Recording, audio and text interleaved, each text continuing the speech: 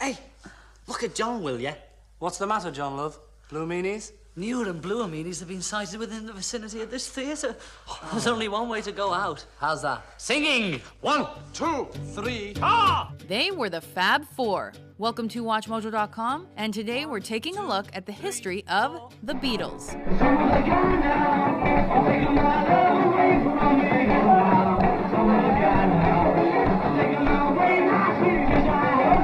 Rock band The Beatles formed in 1960 in Liverpool, England. The group originally consisted of guitarist John Lennon, Paul McCartney and George Harrison, along with bassist Stu Sutcliffe and drummer Pete Best. Much of the group's early time was spent playing shows in Hamburg, Germany. McCartney then took on bass after Sutcliffe's 1961 departure, and they began recording as a backing band. After meeting their future manager Brian Epstein, the Beatles were signed to EMI's Parlophone label by producer George Martin in 1962. That same year, Ringo Starr replaced Best during their first recording session, and the classic Beatles lineup was solidified. Love, love me do.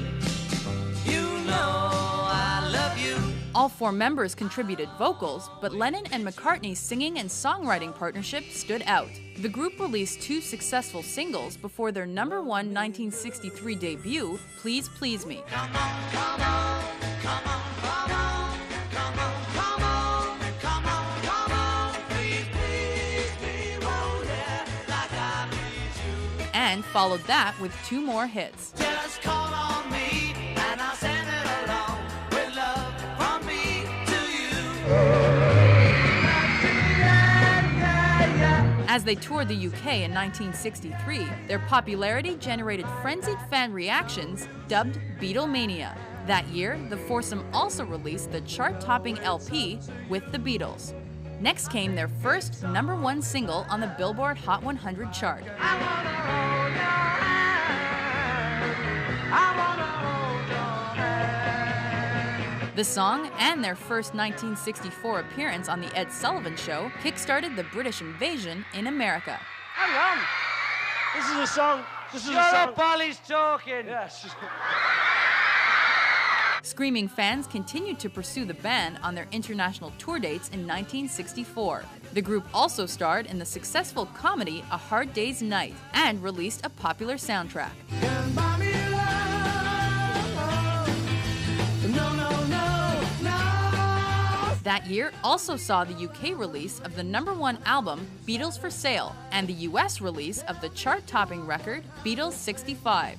The next year, their second film Help and a #1 soundtrack that featured the song Yesterday came out. Yesterday, all my troubles seem so far away. The Beatles recorded the folk rock LP Rubber Soul amid growing tensions. That effort showcased the band's musical and lyrical progression and is often considered one of the greatest albums ever made. He's a real man, sitting in his nowhere land. In 1966, controversy arose when Lennon commented on the band's popularity. Are you burning your Beatles records? Yes, sir, I burn them. You burned them all yourself? I've already burned them. Despite this, the band continued to crank out hits. They also topped the charts with the psychedelic rock record Revolver, and this was another triumph. Ah, look at all the lonely people. After their final tour came the 1967 record Sgt. Pepper's Lonely Hearts Club Band. The effort's successful mix of musical genres and its use of varied instruments and sounds made it one of history's most important pop albums. Lucy in the sky with diamonds. The Beatles' song All You Need Is Love premiered next and was followed by a meditation retreat in Bangor, Wales. That was kind of stunning because we were off on this sort of finding the meaning of life, and there he was, dead. Following the shocking death of Epstein, the Beatles released a successful psychedelic rock soundtrack to their poorly reviewed Magical Mystery Tour film. Satisfaction guarantee. In 1968, the well-received animated movie Yellow Submarine It's all in the mind. and corresponding soundtrack were followed by the Beatles' first single on their label Apple Records.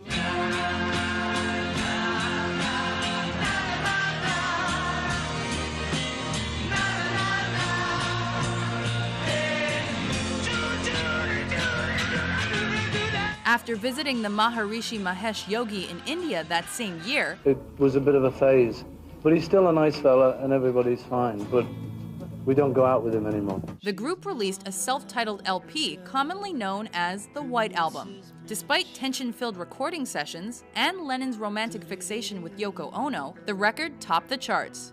Over the course of their 1969 recording sessions for the album Let It Be, the Beatles began to fall apart. During this time, they made their final live performance on the rooftop of their recording studio. Don't let me down. Don't let me down. Unable to resolve their issues, the Beatles put Let It Be on hold and began work on Abbey Road. They released that album later in the year, and it became one of the group's most commercially successful efforts. Something in the way she moves attracts me like no other lover.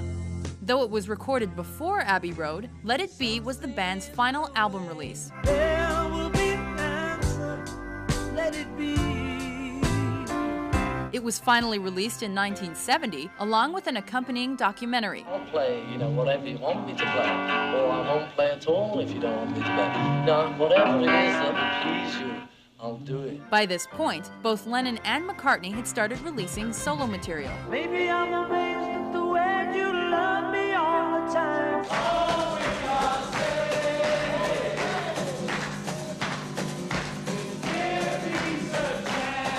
Despite their subsequent breakup and the deaths of Lennon and Harrison, the band's popularity did not diminish with time. The members continued releasing solo albums, and many projects were released with and without input from the band. Let me take you down. 'Cause I'm going to strawberry. Some of the most successful of these included the Beatles anthology documentary and Cirque du Soleil's theatrical production, Love. The Beatles were artistic innovators who quickly achieved massive success. With their colossal pop culture influence, it is without a doubt that their musical legacy will live on. Thanks, Mo. I'd like to say thank you on behalf of the group and ourselves, and I hope we pass the audition.